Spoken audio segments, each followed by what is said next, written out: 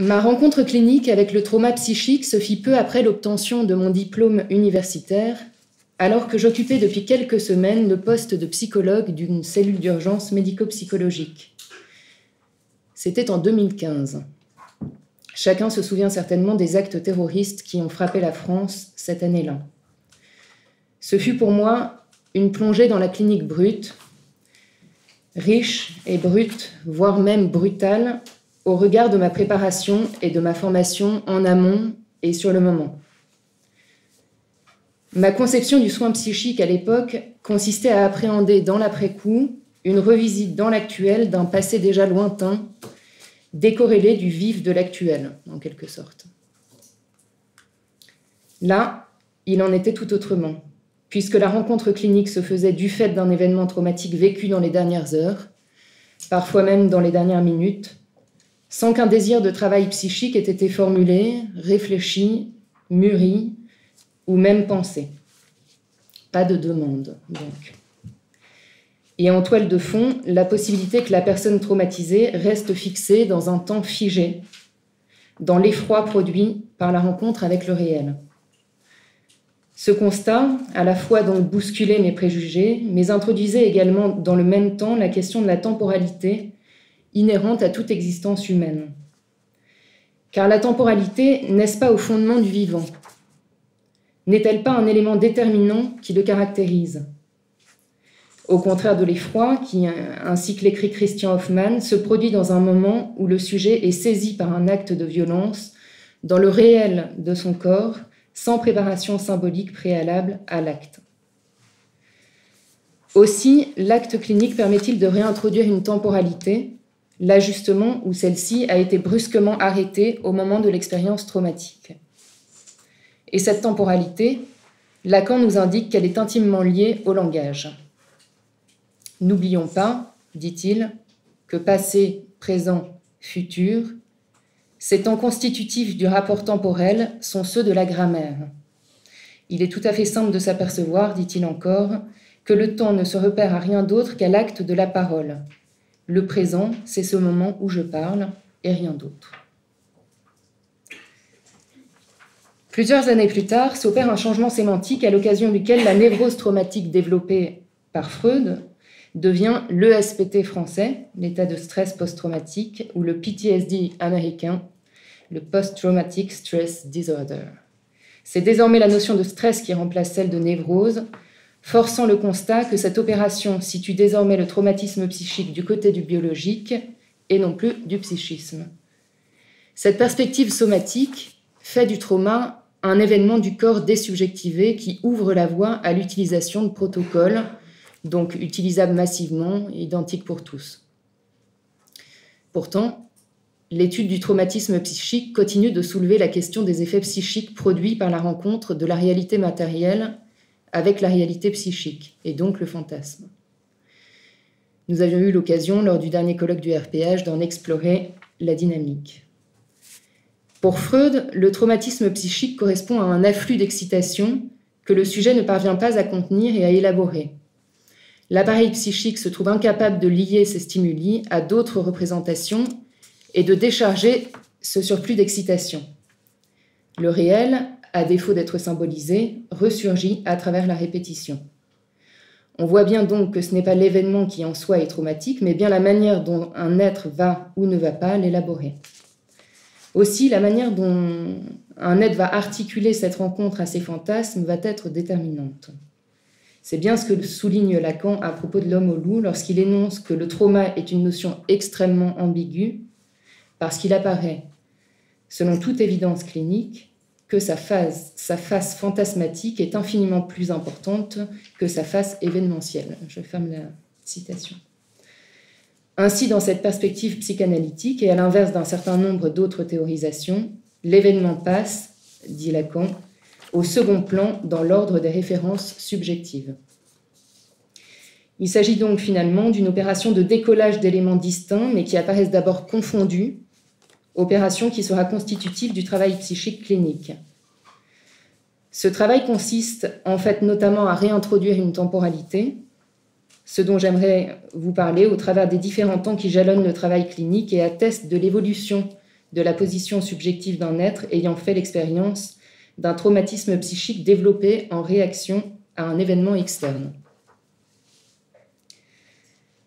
La cartographie élaborée par Fernando de Amorim, voilà, que vous avez juste derrière, offre aux cliniciens un repérage précis du travail psychique qui l'accompagne, notamment avec les personnes souffrant d'un traumatisme psychique. Je vous propose aujourd'hui d'en étudier l'amorce, c'est-à-dire le premier temps, donc la première colonne, qu'il y propose et qui concerne la position de malade, ce premier temps et son établissement, c'est-à-dire l'instant suspendu qui le précède. Suspendu car il me semble qu'une spécificité du traumatisme psychique se trouve là, entre la rencontre avec le réel qui sature l'être et sa mise en mots par celui-ci. Ce temps suspendu, je l'ai pensé à la lecture d'une intervention de Charles Melman, à l'occasion de laquelle il faisait le constat qu'une personne traumatisée ne demande rien.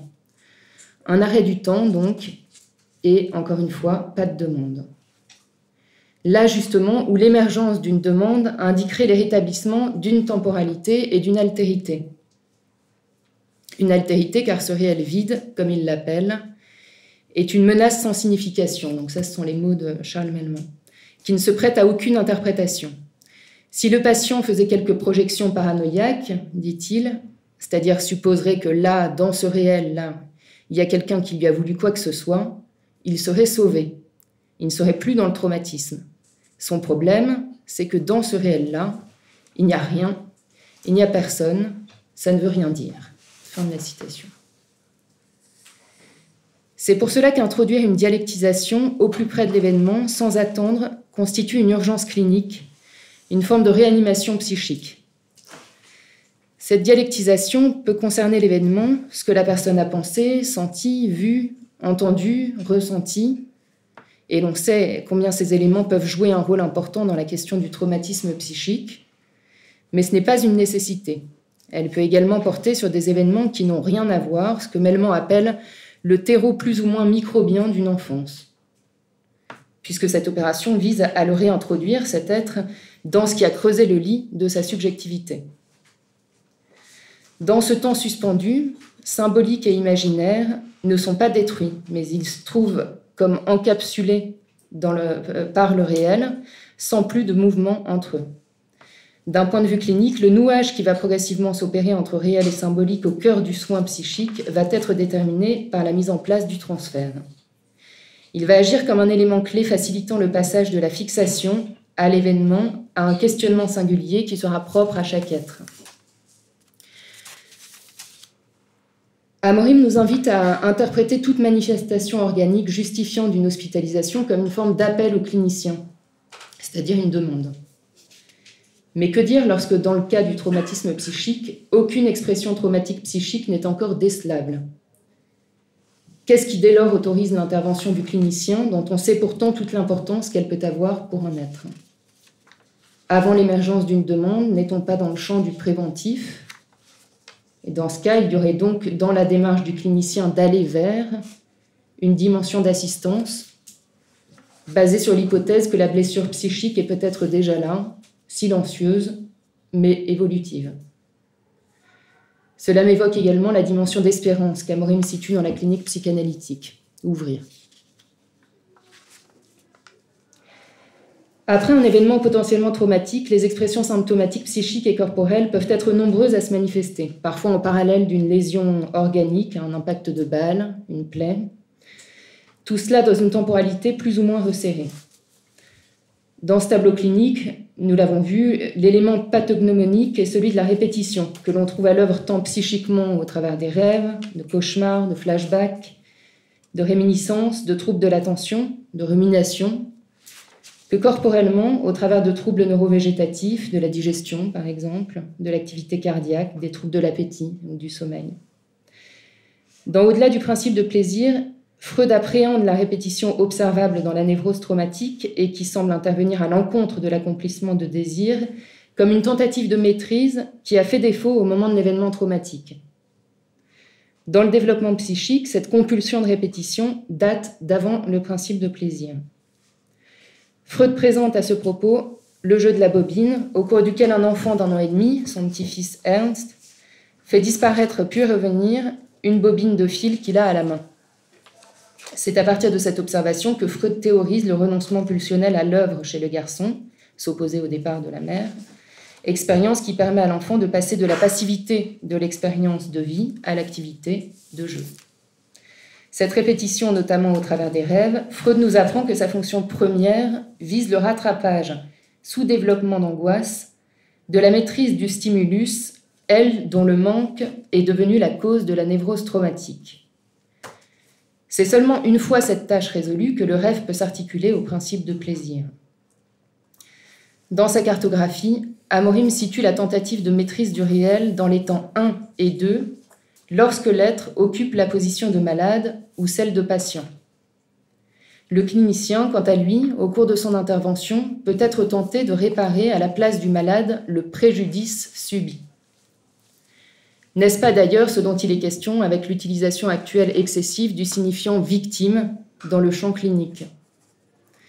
S'il peut avoir des effets structurants pour l'être reconnu victime, c'est un terme qui appartient au champ du juridique, et de ce fait, il me semble que ces effets structurants ne peuvent l'être que dans le respect du cadre qui le réglemente. À ce propos, Melman, tout en reconnaissant la valeur de guérison que le terme de victimisation comporte, va même jusqu'à parler de pérennisation du traumatisme.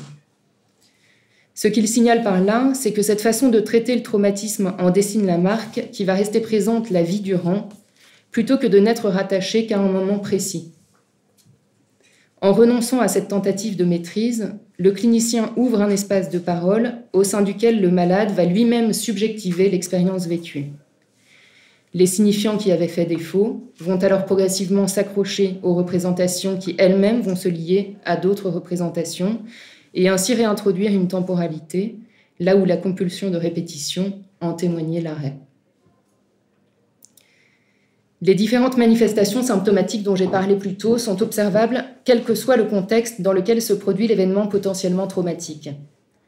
Le modèle déjà ancien de prise en charge des militaires a donc été reproduit en France à partir de 1995 avec la mise en place de cellules d'urgence médico-psychologiques au lendemain des attentats de Saint-Michel et de Port-Royal à Paris.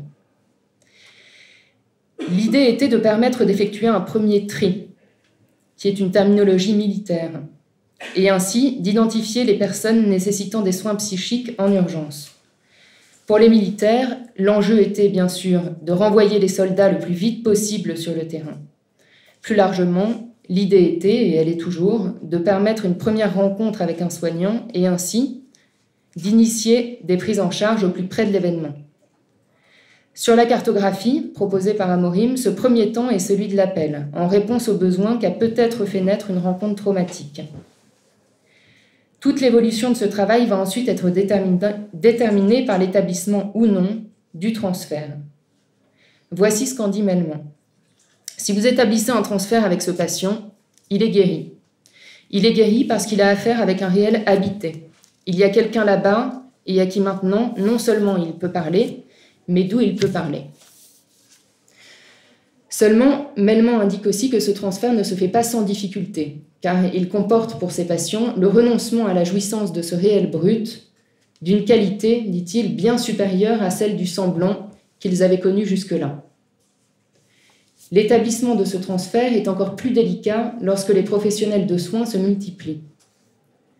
À cela s'ajoute le constat que la récupération, voire en amont l'orchestration politique des cellules d'urgence ne peut, là encore, que contaminer la visée clinique des équipes déployées sur le terrain.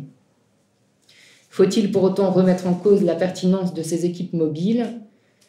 Pas nécessairement, me semble-t-il, dans la mesure où leur action peut s'inscrire dans une prise en charge plus globale. La notion de conification du transfert prend ici tout son sens. Développée par Amorim, elle vise à ce que le médecin oriente un malade vers un psychanalyste. Celui-ci en parle également comme d'une greffe, une greffe du transfert médical vers le psychanalyste. Plutôt que de n'avoir à son arc que la pharmacologie, la proposition est qu'il puisse intégrer la parole qui soigne dans l'éventail des outils à disposition du médecin, au même titre que l'hygiène de vie, des soins diététiques ou l'activité physique. Ouvrir. Pour dire un mot sur la poursuite d'une cure, le passage du temps 1 au temps 2 est repérable au travers de la formulation d'une plainte, d'une demande. L'être passe à ce moment de la position de malade à celle de patient. Il entre en psychothérapie en se reconnaissant souffrant. Aux côtés de ces marqueurs temporels, les marqueurs spatiaux témoignent également de l'évolution de cette position subjective. C'est le cas lorsque le malade ou le patient quitte l'hôpital pour poursuivre sa cure en ville. Cette évolution introduit également la question du règlement des séances, marqueur matériel et symbolique d'un engagement de l'être vis-à-vis de lui-même. La clinique du partenariat fait alors partie de l'éthique du clinicien et consiste à orienter le malade vers un clinicien en ville, dans le cas où ce dernier ne peut assurer la continuité du soin lorsqu'il ne travaille pas dans et hors les murs de l'hôpital. Cette orientation prend notamment appui sur le repérage que celui-ci fait quant à la circulation de la libido de l'organisme vers le corporel, ce qu'Amorim nomme la fantasmatisation de l'organisme, puis vers le psychisme au moyen des associations libres, de l'interprétation de l'autre barré, du grand autre barré, et donc de la castration. Il s'agit là de la corporéification de l'organisme. Celle-ci, propre à la position de psychanalysant, donc là on est dans cette colonne-là, celle-ci, propre à la position de psychanalysant, est caractérisée par la danse qui s'établit entre réel, symbolique et imaginaire. Donc l'événement externe qui avait précipité l'être dans un travail psychique trouve progressivement place dans son histoire, parmi d'autres événements de vie. Il les articule et apprend à les distinguer au rythme de ses associations libres, à la mesure des séances, donc leur temporalité, jusqu'à ce que la traversée d'au moins un fantasme fondamental le précipite vers la sortie de sa psychanalyse. Celle-ci est marquée par un nouveau positionnement subjectif, celui qu'Amorim nomme la naissance du sujet dans la cartographie.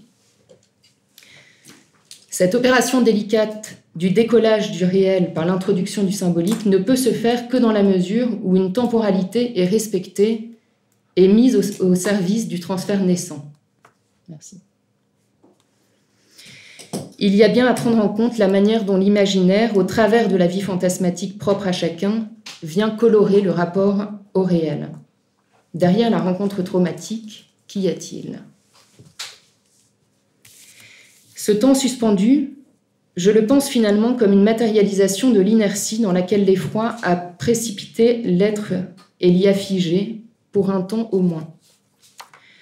Après un traumatisme psychique, la vie psychique est donc réintroduite par l'effort de représentation de ce temps non temporalisé qui avait précédé la rencontre avec le clinicien.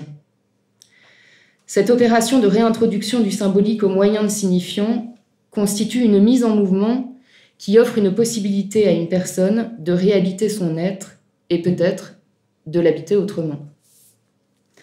Il y a un autre, comme une symbolisation possible d'un réel qui d'abord ne l'était pas. Merci.